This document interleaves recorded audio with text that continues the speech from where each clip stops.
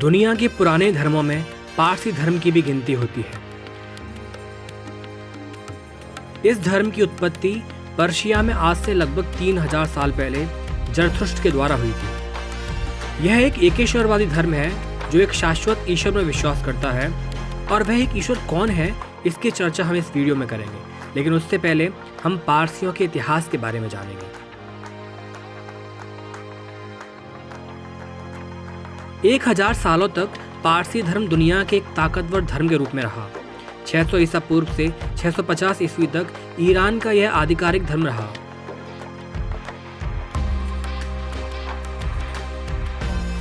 लेकिन आज पारसी धर्म दुनिया के सबसे छोटे धर्मों में से एक है। पारसी धर्म का इतिहास लगभग 3000 साल पुराना है। यह ईरान का सबसे महत्वपूर्ण धर्म रहा है। पारसी धर्म की जड़ों को पूर्वी ईरान के जनजातीय एवं पशुपालक समाजों के बीच निर्धारित किया जा सकता है। पारसी धर्म का नामकरण इसके संस्थापक जरथुष्ट्र के नाम पर किया गया, इसलिए इसका दूसरा नाम जरतुष्ट्री धर्म भी है। इसका नामकरण जरतुस्त से किया गया है, जिसका अर्थ होता है बुद्धिमान या बुद्धिमान ईश्वर। इसे ही पारसी धर्म में संपूर्ण विश्व का रचयिता माना गया है। इस धर्म के अनुयायियों का मानना है कि प्रत्येक वस्तुएं ईश्वर से ही जन्म पाती हैं और उसी में विलीन हो जाती हैं, और इनका मानना है कि ईश्वर का कोई आकार नहीं होता। पारसियों का भारत से पहला संपर्क इस्लामिक आक्रमणों के कारण उनके ईरान से भागकर आने के क्रम में 936 ईस्वी में हुआ। यहाँ इन्हें सामान्यतः पारसी के नाम से जाना जाता है, तथा ये भारत में सर्वाधिक छोटे और तेजी से कम हो रहे समुदायों में से एक है।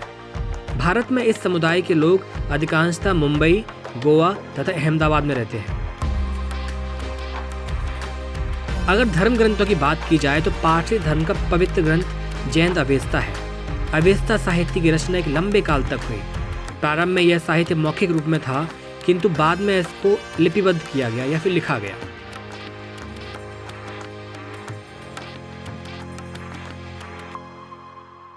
अवेस्ता ग्रंथों में मौखिक शब्दों, छंदों, स्वरों, भाष्यों और प्रश्नों और उत्तरों का उल्लेख हुआ है। इसमें 17 पवित्र गीत और पवित्र मंत्र हैं, जिन्हें गाथा एवं अथुना वैर्यो कहा जाता है।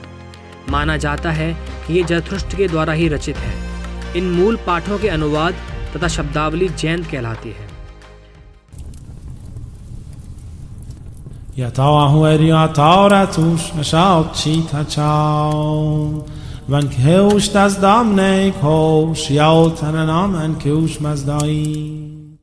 अगर ईश्वर की बात करी जाए तो पारसी धर्म के लोग जिस एक ईश्वर में विश्वास करते हैं उसे अहुरमज़दा के नाम से जाना जाता है। अहुरमज़दा न्याय और अच्छाई का प्रतीक है।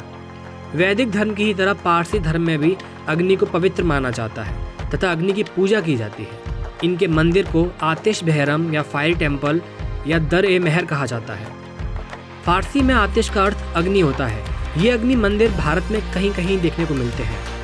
वर्तमान में पूरे देश में केवल 8 मंदिरों की जानकारी मिलती है। पारसी धर्म में अग्नि को ईश्वर पुत्र के समान माना जाता है और उसी के माध्यम से अहुरमज़दा की पूजा होती है। ये लोग प्राचीन पैगंबर जरथुष्ट्र की शिक्षाओं को मानते हैं। पारसी मान्यता के अनुसार अहुरमज़दा का सबसे बड़ा शत्रु अंगेरा मैन्यू है, जो कि बुराई का प्रतीक है।